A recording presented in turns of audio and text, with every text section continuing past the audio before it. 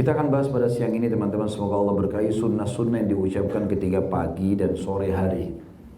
Dan memang ini diistilahkan pagi adalah mulai dari subuh sampai masuknya waktu asar, dan dihitung sore hari mulai dari waktu asar sampai menjelang waktu subuh.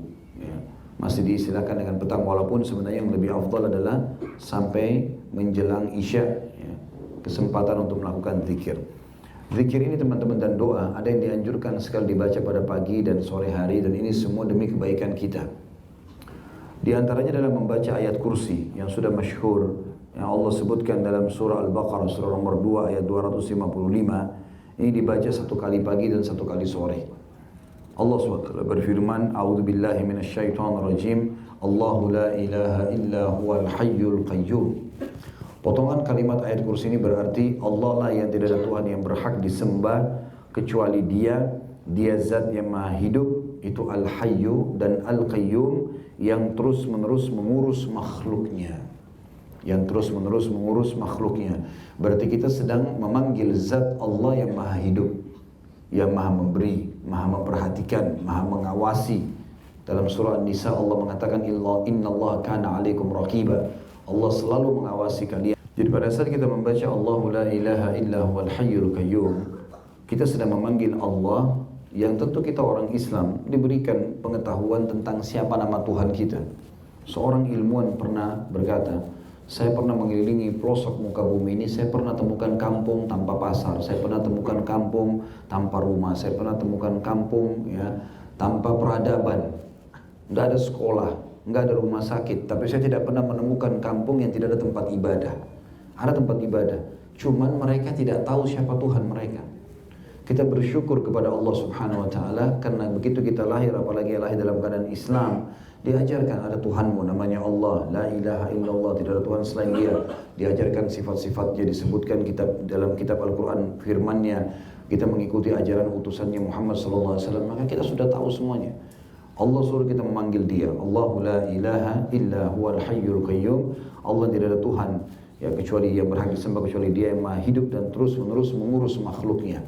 Kata sebagian ulama, kata al-hayyul qayyum ini punya makna secara khusus.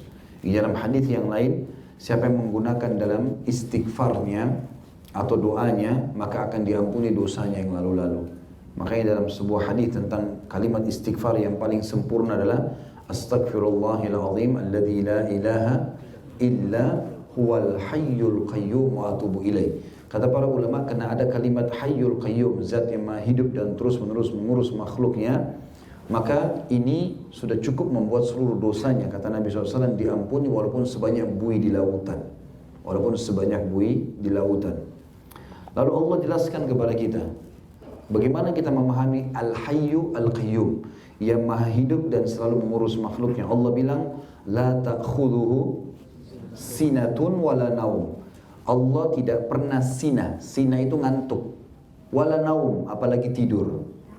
Nabi Musa AS pernah berkata kepada Jibril AS, tanyakan kepada Allah, apakah Allah itu mengantuk? Jadi Nabi Musa AS Nabi Allah, tapi tidak interaksi sama Allah secara langsung, maka melalui Jibril AS. Maka dia mengatakan, ya Allah, apakah engkau mengantuk? Maka Allah menyuruh Musa AS memegang sebuah gelas.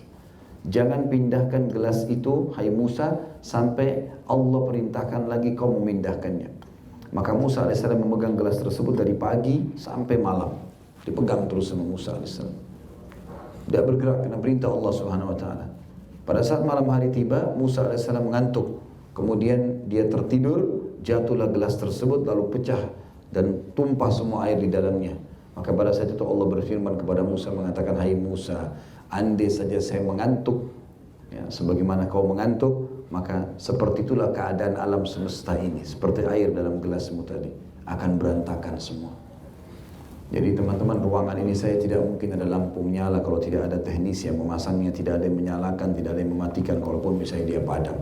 Sama dengan AC, sama dengan karpet ini, meja ini, tidak ada yang menatanya, tidak mungkin ada kalau tidak ada yang menatanya. Maka harus butuh orang yang intens untuk bisa menjaga.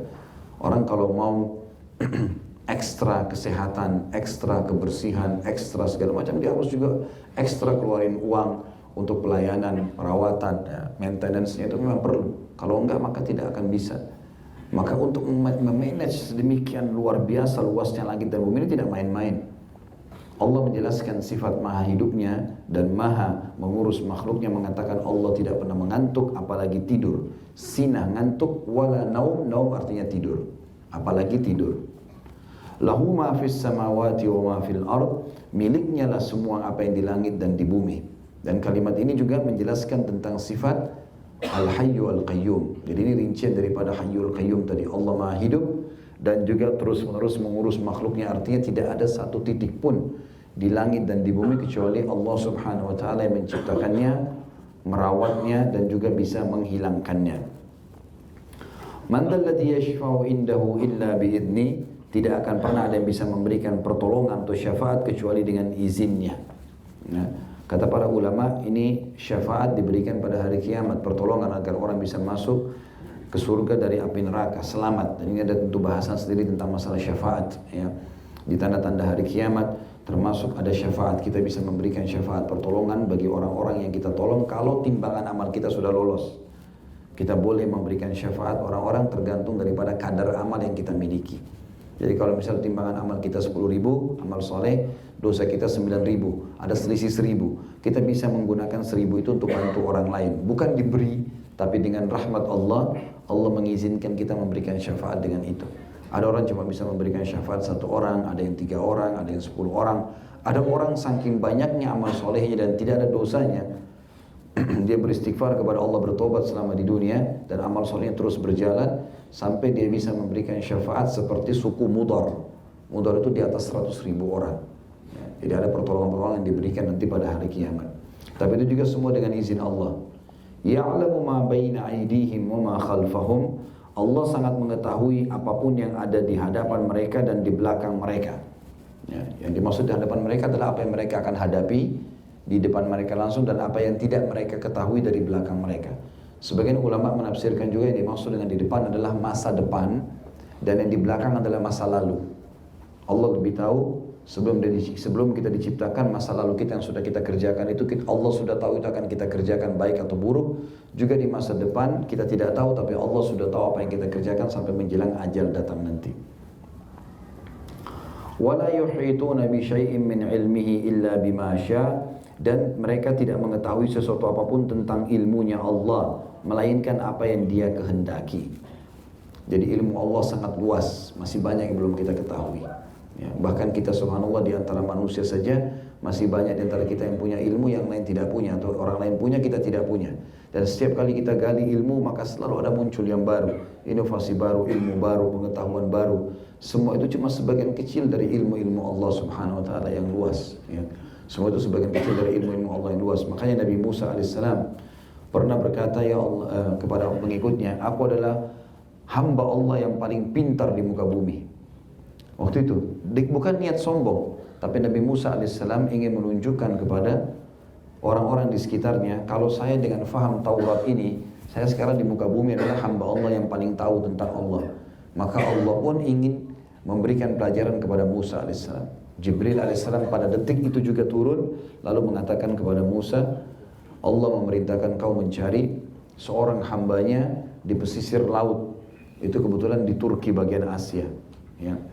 Musa alaihissalam dari Mesir dikelilingi sama dia, jalan sampai akhirnya disebutkan ciri-cirinya. Ciri-cirinya adalah bawalah ikan di dalam sebuah wadah. Kalau ikan itu loncat di laut, maka kau akan temukan di situ laut lokasinya. Lalu kemudian Musa alaihissalam jalan, pasti pada situ tidur dia, istirahat dengan satu orang stafnya Nabi Musa alaihissalam. Ya, kemudian orang itu melihat ikan itu tiba-tiba loncat, tapi agak unik. Dia loncat, kemudian dia menggepar-geparkan dirinya sampai jatuh ke air, tapi dia lupa.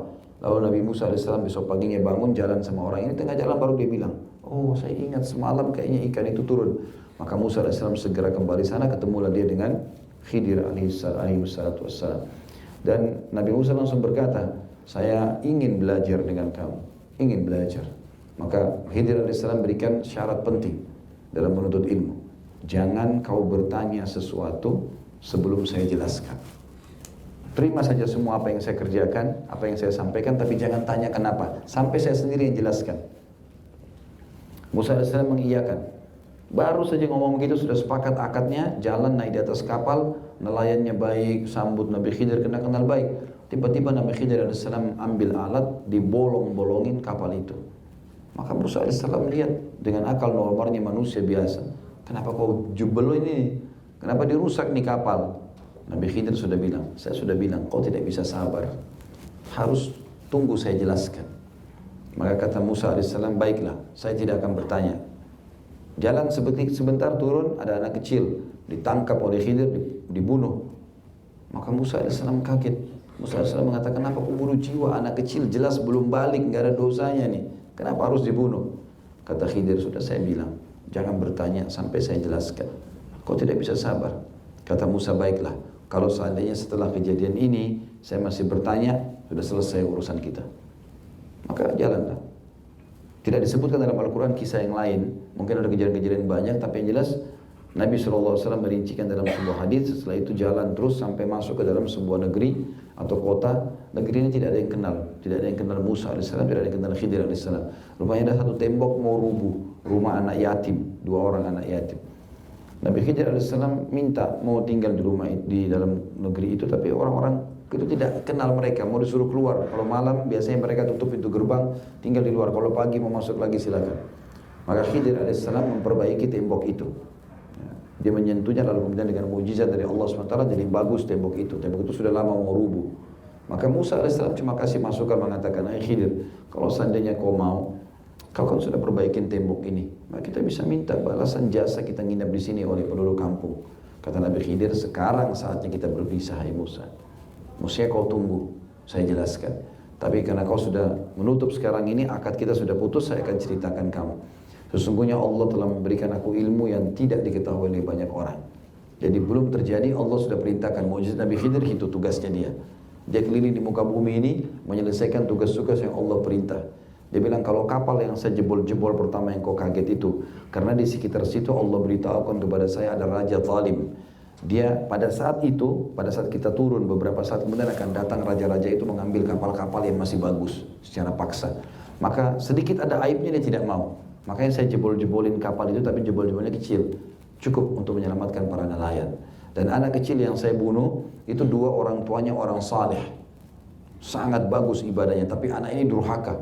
Dalam beberapa kisah disebutkan anak ini mengajak orang tuanya sembah berhala, selalu kasar sama ibunya, sama ayahnya, menghina, tidak mau patuh. Maka Allah SWT memerintahkan Khidir untuk membunuh anak tersebut. Ya, karena Khidir utusan Allah, Allah penciptanya, maka tidak ada dosa karena Allah yang perintahkan.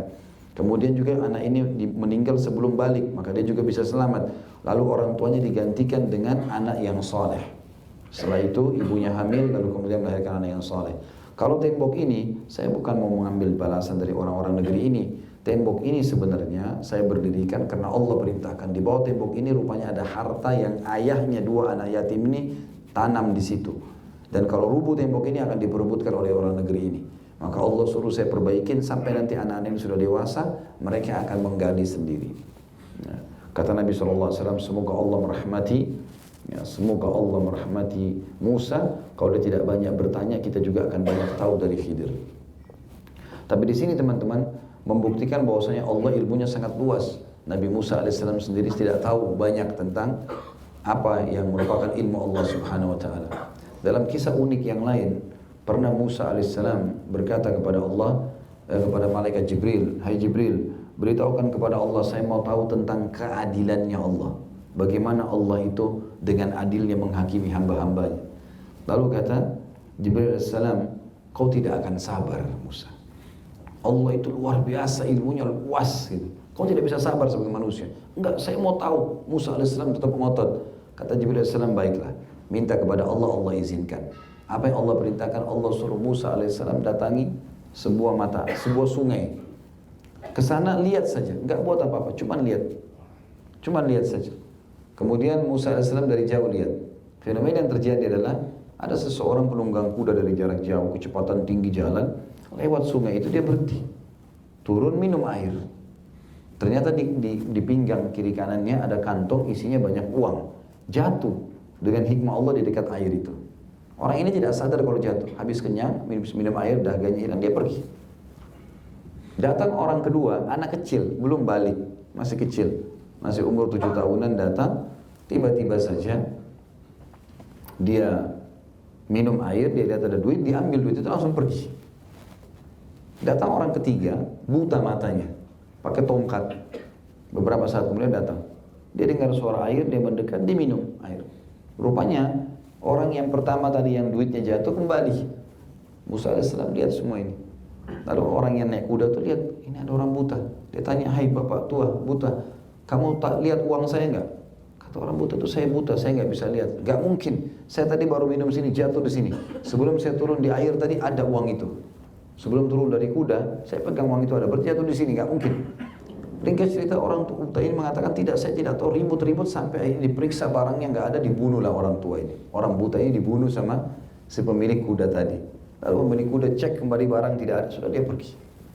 Sekarang teman-teman, menurut kita mungkin mirip dengan pandangan Musa alaihissalam. Kira-kira menurut antum sini siapa yang salah? Hah? Hah? Anak kecil. Karena anak kecil yang ambil duit nih. Kan pemilik kuda jatuh duitnya, dia pergi. Yang datang ambil duit anak kecil, dia pergi. Orang tua datang, buta nggak ada salahnya, ribut sama yang pemilik uang, dibunuh. Yang salah siapa? Masih hadir nggak ini? Hah? Halo? Masih hadir ya? Kayak mukanya kayak serius, tapi Allahu a'lam. Nyambung gak ini? Allahu a'lam, ngangguk-ngangguk ini saya tidak tahu. Jadi yang salah anak kecil kalau dalam mata pandangan kita ya. Karena kan anak kecil yang ambil duit. Kalau anak kecil nggak ambil duit, si buta kan tidak tahu ada duit di situ. Orang yang naik kuda tadi kembali tinggal ambil duitnya pergi kan gitu. Maka Musa alaihissalam bilang sama Jibril, saya nggak bisa sabar nih. Artinya jelas-jelas di mata saya yang salah si kecil ini, kenapa ini yang dibunuh, apa salahnya gitu loh. Gitu kan. Ternyata subhanallah jawabannya, kata Jibril alaihissalam, Allah sudah bilang kau tidak akan sabar. Tapi cerita sebenarnya begini, hai Musa. Jadi teman-teman subhanallah yang punya masalah di muka bumi ini, selama antum benar nggak usah khawatir. Allah subhanahu wa ta'ala itu zat yang maha adil, maha bijaksana, maha mengetahui, nggak ada yang luput. Dalam Al-Quran dikatakan, la yakhfa alaihi syai'un fil ardi wala fis sama. Allah itu tidak tersembunyi baginya yang di langit dan di bumi, tidak ada sesuatu. Allah tahu semua. Perhatikan kisahnya unik sekali. Maka kata Jibril SAW, kisahnya sebenarnya begini. Ini anak kecil yang ambil duit ini, punya ayah, dulu bekerja sama penunggang kuda itu. Dan waktu dia kerja, pernah dipecat kerja, gajinya nggak dikasih. Tahu nggak Musa? Jumlah gajinya sejumlah uang yang diambil itu. Jadi anak ini pernah punya ayah, ayahnya kerja sama si pemilik uang, rupanya sejumlah kantong itu. Dengan hikmah Allah, orang itu membawa uang seperti itu jatuh di situ. Dia tidak pernah tahu kalau di situ tinggal anak orang yang pernah dia zalimi. Ngerti nggak? Maka Allah datangkan anak kecil ini mengambil haknya ayahnya tanpa dia sadari. Jumlahnya sama. Kata Musa AS, baiklah saya sudah paham. Tapi bagaimana dengan orang buta yang dibunuh? Kata Jibril AS, ayahnya anak ini setelah berhenti kerja dengan pemilik kuda, dia kemudian cari kerja, bekerja sama si buta. Dan buta ini dulu tidak buta matanya. Akhirnya dia cekcok sama ayahnya anak ini, dibunuh sama dia. Jadi si buta ini pembunuh ayahnya anak ini. Lihat bagaimana Allah subhanahu wa ta'ala mendatangkan sebuah kejadian, selesai aman semuanya. Pemilik uang tadi, uangnya kembali kepada pemiliknya, ya, dengan caranya Allah. Lalu pembunuh ayahnya dibunuh oleh orang zalim juga, selesai. Jadi tidak ada sesuatu yang luput. Allah itu ilmunya maha luas. Kita sedang bermuamalah dengan Allah yang Hayyul Qayyum, maha hidup, ya, maha mengurus makhluknya, tahu semua. Tapi kan saya dizalimi Ustaz. Ya, bukan cuma antum, semua kita pernah dizalimi. Ada orang sini yang tidak pernah dizalimi? Mana? Coba angkat tangan. Saya mau kasih mic biar cerita. Selama hidupnya nggak pernah ada kezaliman. Ada orang di sini tidak pernah digibah, nggak pernah digunjing. Hah? Ada nggak? Mungkin khusus PHI ini ada. Atau mungkin ada di antara antum yang tidak pernah ditipu seumur hidup. Hah? Tidak pernah dibohongi, nggak pernah dipukul seumur hidup. Berarti bukan kita sendiri, semua orang lalui. Semua orang lalui itu. Cobaan itu ada, gitu kan? Tapi Allah subhanahu wa ta'ala maha adil. Yang penting kita bukan kita yang salah, maka akan aman. Allah punya cara. Allah subhanahu wa ta'ala punya cara mengembalikan. Itu luar biasa kalau Allah yang mengatur semuanya. Makanya dikatakan wala yuhituna bi syai'in min ilmihi illa bima syaa. Tidak ada sesuatu ya, atau mereka tidak bisa mengetahui sesuatu tentang ilmunya melainkan apa yang dia kehendaki. Wasi'a kursiyyuhus samawati wal ard. Kursinya meluasi dan menutupi seluruh langit dan bumi. Apa maknanya kursi, teman-teman? Kursi dalam bahasa Arab bukan kayak kita bahasa Indonesia. Kursi ini tempat duduk begini nih, kita Indonesia kursi. Kalau dalam bahasa Arab itu pijakan kaki raja di singgasana. Jadi kalau singgasana, kalau sebelum naik ke singgasana ada pijakan kakinya, nah itu nama bahasa Arabnya kursi. Allah menjelaskan tentang kursinya, pijakan kakinya Allah di singgasana. Allah bilang wasi'a, telah meluasi. Kursiyuhu, pijakan kakinya as-samawati wal ard, seluruh langit dan bumi ini. Ya. Wala ya'uduhu hifdhuhuma, dan Allah tidak pernah merasa berat memelihara keduanya, langit dan bumi. Ya, subhanallah, kita kalau lihat kita sebagai manusia, teman-teman, rumah kita seminggu aja nggak dibersihin, udah kotor. Nggak usah jauh-jauh rumah, badan kita sehari nggak mandi, udah gerah. Kalau 3 hari kita nggak sikat gigi, wah luar biasa.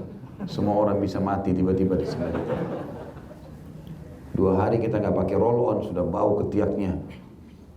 Luar biasa. Dari semua tubuh kita keluar kotoran, matanya keluar kotoran, hidung keluar kotoran, ini keluar kotoran. Kalau kotoran semua, terus manusia mau sombong apa ini? Ya. Allah mengatakan kami ciptakan manusia dalam surah Insan dari sperma yang tidak ada nilainya, baunya busuk. Kalau tidak membuai sel telur dibuang. Itu kita dari Allah mengatakan dari cairan yang hina. Allah bilang fa idza huwa khasimun mubin. Tiba-tiba pada saat dia sudah mulai dewasa, Allah berikan sedikit kegagahan, sedikit kecantikan, sedikit kepintaran, khasimun mubin, pembangkang yang nyata. Enggak ada Tuhan. Ini semua terjadi begitu saja. Oh, luar biasa. Terus kamu dari mana asalnya? Dia lahir buka mata semua sudah ada. Ini ibumu, ini ayahmu, disuapin, dicobokin, di segala macam sistem raksasa yang luar biasa. Ada pergantian siang malam, ada musim, ada makanan, ada minuman, ada hewan-hewan. Terus di bangkang ada pencipta, bagaimana modelnya? Ya. Allah bilang begitu. Wa huwal aliyyul azim. Ya. Allah tidak pernah berat mengurus itu semua, dan Allah maha tinggi lagi maha besar. Kata para ulama, pada saat ayat kursi diturunkan pertama kali, maka ada ribuan syaitan yang terbakar. Ya. Karena ini memang ayat yang sangat luar biasa. Sampai kata Nabi SAW, siapa yang membaca ayat kursi, ya, pada saat dia akan tidur maka akan dilindungi oleh Allah dari syaitan sampai pagi, sampai dia bangun. Juga dalam habis sholat, pernah kita bahas zikir habis sholat, kalau baca ayat kursi tidak ada yang menghalangi antara seseorang dengan surga kecuali kematian. Siapa yang rutin membaca ayat kursi, kita dari habis sholat baca ayat kursi. Tadi ayat kursi ini cuma 1 ayat, Al-Baqarah 255. Siapa yang baca itu habis sholat, tidak ada yang menghalangi antara dia dan surga kecuali kematian. Tapi syaratnya baca ayat kursi setiap sholat 5 waktu. Berarti sholat 5 waktu dengan ayat kursi digabungin, maka akan masuk surga gitu. Kata penulis, faedahnya barang siapa membaca ayat ini ketika pagi hari, maka ia dijaga dari gangguan jin hingga sore. Dan barang siapa yang mengucapkan di sore hari, maka ia dijaga dari gangguan jin hingga pagi hari. Hadis ini hadis sahih riwayat An-Nasa'i. Ya, jadi maksudnya ini akan menjaga kita dari segala macam masalah. Juga dalam hadis yang lain banyak sekali ayat kursi ya. Yang kisah Abu Hurairah radhiyallahu anhu, beliau sempat disuruh oleh Nabi SAW menjaga Baitul Mal. Kemudian malam hari ada orang mencuri di Baitul Mal, maka Abu Hurairah tangkap dia, gitu kan. Kemudian dia mengatakan, maafkan saya punya anak banyak, begini dan begitu. Abu Hurairah iba, dilepas. Pas mau sholat subuh, Nabi SAW tanya Abu Hurairah, hai Abu Hurairah, kamu bagaimana dengan tamumu semalam? Bagaimana dengan tamumu semalam? Maka kata Abu Hurairah, ya Rasulullah, dia mengaku punya anak banyak dan dia orang susah, maka saya lepaskan. Kata Nabi SAW, dia bohong, dia akan kembali besok malam. Abu Hurairah kebetulan berjaga 3 hari waktu itu. Hari kedua datang lagi orang yang sama, Abu Hurairah tangkap lagi. Dia nangis-nangis lagi, dia mohon maaf, dia janji tidak akan kembali lagi, tidak akan mencuri. Karena dia banyak memohon-mohon, Abu Hurairah lepaskan. Subuh ketemu lagi dengan Nabi SAW, Nabi tanya, bagaimana tamumu tadi malam? Abu Hurairah bilang, ya Rasulullah, dia datang lagi, tapi dia mengaku orang miskin, mengeluh, janji tidak akan ulangi. Kata Nabi SAW, dia dusta, dia akan kembali malam ketiga. Maka kembali lagi malam ketiga, Abu Hurairah tangkap. Abu Hurairah mengatakan, saya tidak akan lepas kau sampai saya bawa kau ke Nabi SAW. Dia mengatakan, "Hai Abu Hurairah, maukah kamu saya ajarkan ayat Al-Quran? Kalau kau baca kau akan selamat dari syaitan. Tapi syaratnya kau lepaskan saya." Kata Abu Hurairah, "Baiklah." Lalu orang itu mengatakan, "Bacalah Allahu la ilaha illa huwal hayyul qayyum," ayat kursi. Maka Abu Hurairah lepaskan. Subuh Nabi SAW tanya, "Bagaimana tamumu Abu Hurairah?" "Ya Rasulullah, saya lepaskan dia karena dia mengatakan dia mengajarkan saya ayat Al-Quran yang bisa menyelamatkan dari syaitan, maka saya lepaskan." Kata Nabi SAW, dia benar dengan ajarannya itu. Maksud ayat kursi betul mengusir dari syaitan, dan ketahui itu syaitan yang menjelma jadi manusia, yang ingin mencuri makananmu. Gitu kan. Maka ini ayat kursi fungsinya banyak sekali. Ya, teman-teman kalau sudah mulai ada pikiran untuk melakukan perbuatan yang salah, baca ayat kursi. Satu ayat. Insya Allah Allah akan jadikan itu sebagai tameng. Mau emosi, baca ini. Mau apa saja, sudah mulai pelanggaran tergelincir, pelanggaran agama, ketidaknyamanan, rusaknya hubungan, baca ayat kursi. Dengan izin Allah SWT akan diselamatkan. Dan ini minimal dibaca pagi satu, sore satu kali. Ya. Kemudian selanjutnya yang kedua membaca Al-Ikhlas, Al-Falaq, An-Nas. Ini sudah masyhur. Al-Ikhlas dibaca, dan ini 4 ayat berisikan tentang tauhid. Kita dianjurkan menutup hidup kita di malam hari dengan kalimat tauhid. Akhir rakaat witir baca Al-Ikhlas, tutup hidup kita dengan tauhid. Kemudian kita juga bangun juga membuka dengan kalimat tauhid. Rakaat kedua di sunnatul fajr membaca Al-Ikhlas. Ya. Kata ulama 4 ayat ini adalah 4 ayat yang kalaupun turun sudah cukup sebenarnya. Qul huwallahu ahad, ikrarkan Allah itu esa, tidak ada Tuhan selain Dia, tidak ada pencipta, tidak ada tempat bergantung kecuali Allah SWT. Allahus samad, Allah yang bergantung segala sesuatu padanya. Lam yalid wa lam yulad, tidak beranak, wa lam yakul lahu kufuwan ahad, dan dia tidak butuh pada siapapun. Ya. Ayat ini juga atau surah ini juga pernah dikatakan oleh Nabi SAW, "Maukah kalian aku ajarkan sepertiga Al-Quran?" Maka Nabi SAW masuk ke dalam rumahnya. Sahabat penasaran, apa ini sepertiga Al-Quran? 10 juz Al-Quran bisa dibaca dengan satu surah. Maka sahabat pada ngomong satu sama lain tapi belum tahu apa. Gak lama kemudian Nabi SAW kembali lalu mengatakan, "Qul huwallahu ahad" adalah sepertiga Al-Quran. Teman-teman lagi lampu merah, baca Qul huwallahu ahad 4 ayat. Lagi tunggu antri lift, baca sepertiga Al-Quran. Kalau 3 kali kita baca berarti sama dengan baca 30 juz Al-Quran.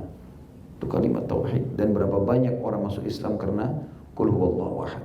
Hampir 90% yang saya temui itu pada saat masuk Islam, mereka di kasusnya kena baca Qul huwallahu ahad. Mereka bingung dengan itu. Allah mengatakan lam yalid wa lam yulad. Ada seorang teman saya di Surabaya, beliau notaris kebetulan, sering ikut dalam pengajian. Satu waktu kami duduk bertiga, saya dengan teman ini, dengan satu lagi ada pengusaha. Waktu saya masih tinggal di Surabaya beberapa tahun yang lalu sebelum ke Jakarta. Saya di Surabaya dari tahun 2004 sampai 2006, ya, 2 tahunan kurang lebih. Waktu itu saya sempat ngobrol, terus cerita tentang masalah mu'allaf, orang masuk Islam. Rupanya dia cerita, ada satu pastor masuk Islam di tangan dia, teman dekat ini, notaris. Tapi memang dia karena bukan dai, dia punya retorika tersendiri. Dia cerita sama saya, dia bilang, sama kami waktu itu, dia bilang, "Saya punya tetangga pastor. Saya sempat bawa Al-Quran, kemudian memang saya sudah tandai Al-Ikhlas, surah Al-Ikhlas. Nah itu yang saya paling hafal, maka ini yang saya tahu." Dia bilang, saya datang ke sana, saya bilang, "Pastor, apa kabar? Baik, begini-gini." Terus kemudian dia bilang, "Saya seorang muslim, tapi saya bingung dengan ayat ini, surah ini. Coba mungkin pastor bisa ya, menjelaskan kepada saya." Sebelum membaca surah itu pun, si pastor sudah mengatakan, "Memang agamamu ini membingungkan," kata dia. "Lebih baik kau masuk ke agama Nasrani." Kata teman ini, "Baiklah, pastor pegang ini Al-Quran, ini yang saya bingungin, nanti coba dilihat. Apa yang ajarannya pastor kasih ke saya." Dikasihlah juga Injil dalam bahasa Indonesia, dia bilang.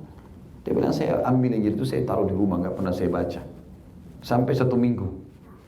1 minggu kemudian rupanya si pastor ini tahu kalau mau ketemu minggu depan. Kita janjian ketemu minggu depan ya.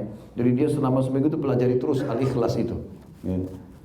Begitu dia ketemu, kata si teman saya ini bilang, "Saya subhanallah tidak sangka kalau dia masuk Islam." Tiba-tiba dia bilang, waktu saya tanya, "Gimana pastor?" Dia bilang, "Kayaknya agamamu yang benar nih. Saya bolak-balik baca lam yalid walam yulad, lam yalid walam yulad, tidak beranak, tidak diperanakkan. Kayaknya benar, mestinya Allah begini nih. Bagaimana bisa Allah punya pasangan, Allah punya anak? Gak mungkin gitu." Ya subhanallah masuk Islam gara-gara itu. Ya, mungkin kita sudah bolak-balik baca ya, tapi kuasa Allah SWT. Hampir banyak orang masuk Islam gara-gara surah mulia ini. Karena kita anggap remeh gitu ya.